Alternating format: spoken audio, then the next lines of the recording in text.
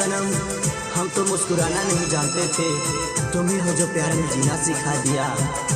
ऐ सनम हम तो मुस्कुराना नहीं जानते थे, तुम ही हो जो प्यार में जीना सिखा दिया।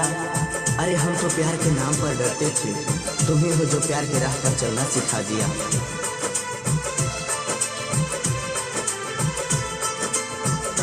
कौना गलती के दिहलू सजा, कौना गलती के दिहलू सजा, तनी हमरा के दाना बता। काहे भइलू तू हमसे खपा, काहे भइलू तू हमसे खपा, तनी हमरा के दाना बता। कौना गलती के दिहलू सजा, तनी हमरा के दाना बता।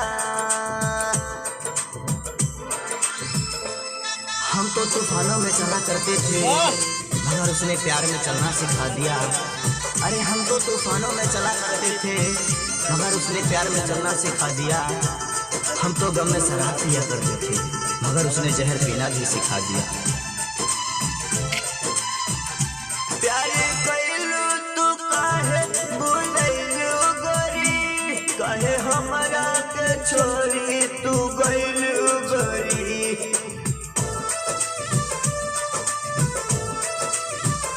प्यारे कइलू तू काहे भूलैलू गोरी, काहे हमरा के छोड़ी तू गइलू छोरी। हमके दिहलू तू काहे दगा, हमके दिहलू तू काहे दगा, तनी हमरा के दाना बता। कौना गलती के दिहलू सजा, तनी हमरा के दाना बता। काहे दोस्त प्रभाकर